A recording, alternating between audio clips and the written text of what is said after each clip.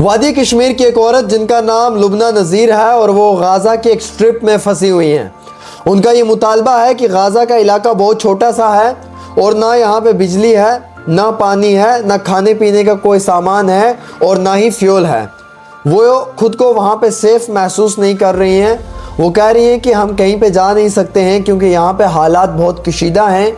ہر side سے صرف گولی اور بارود کی آواز سنائی دے رہی ہے، ہر سائڈ سے بمبارڈمنٹس ہو رہی ہیں اور ایون کہ وہ کہہ رہی ہیں کہ ہوا میں صرف سائرن کی آواز سنائی دے رہی ہے۔ اتنا ہی نہیں بلکہ ان کا یہ مطالبہ حکومت ہند سے ہے کہ انہیں وہاں سے ویکیٹ کیا جائے۔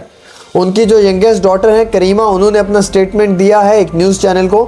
اس نیوز چینل کے سٹیٹمنٹ کے مطابق یہ کہا جا رہا ہے no water, no electricity, no food and no fuel. اور ان کا یہ بھی مطالبہ ہے کہ وہ کہیں پہ جا بھی نہیں سکتے ہیں کیونکہ ایگزٹ پوائنٹس پورے کلوز ہیں، انٹری پوائنٹس کلوز ہیں، روڈز بلاک ہیں اور ہر 2 سیکنڈ میں ایک دھماکے کی آواز سنائی دے رہی ہے۔ پچھلے 48 گھنٹوں میں وہ کہہ رہے ہیں کہ ہم نے چین سے ایک پل بھی سانس نہیں لی ہے کیونکہ پوری طریقے سے غازہ کے اندر جو ہے وہ صرف قتل و غارت ہی دکھائی دے رہا ہے۔ غازہ اور اسرائیل، حماس، ان تمام تینوں علاقوں کی اگر آپ بات کریں گے، حماس کے ملٹری گروپ اور اسرائیل کی اس لڑائی میں تقریباً 2000 لوگ دونوں سائڈ سے جو ہیں وہ ابھی تک جن کی موتیں ہو چکی ہیں۔ اس کے ساتھ ساتھ ناظرین کرام 5000 سے زیادہ لوگ شدید طور پہ زخمی ہیں۔ کئی سارے ہاسپٹلز کو ڈیمیج کر دیا ہے، کئی سارے ہاسپٹلز کے اندر ڈاکٹرز کا قتل ہو چکا ہے اور کئی سارے مقامات کے اوپر جو عام شہری ہیں وہ گھروں سے باہر نہیں نکل پا رہے ہیں کیونکہ کوئی بھی سیف مقام نہیں ہے۔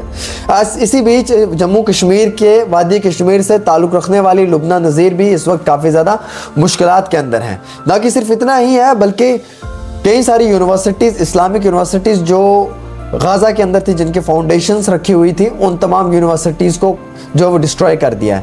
کئی سارے ہاسپٹلز اور کئی سارے جو سکولز ہیں انہیں بھی پراپر ڈیمیج کر دیا ہے۔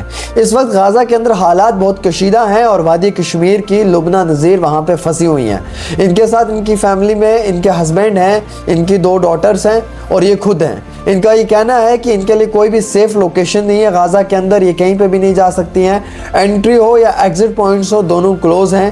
اس کے ساتھ ساتھ ان کا یہ بھی مطالبہ ہے کہ نہ وہاں پہ بجلی ہے، نہ پانی مل رہا ہے، نہ فوڈ مل رہا ہے اور نہ فیول مل رہا ہے۔ اور یہ کہہ رہی ہیں کہ اب کچھ ایسے بھی راستے تھے شاید جن سے یہ نکلنے کی کوشش کرنا چاہتی تھی، لیکن وہ تمام راستے بھی جو ہیں وہ پراپر طریقے سے بند کر دیے گئے ہیں۔ تو ان کا کہنے کا مقصد یہ ہے کہ حالات بہت کشیدہ ہیں اور وہاں پہ نکلنے کے لیے ان کو کوئی بھی راستہ نہیں نظر آ رہا ہے۔ اب یہ ہندوستان کی حکومت سے ریکویسٹ کر رہے ہیں کہ برائے مہربانی کر کے انہیں جو ہے وہاں سے نکالنے میں ایک بہت بڑا رول پلے کیا جائے۔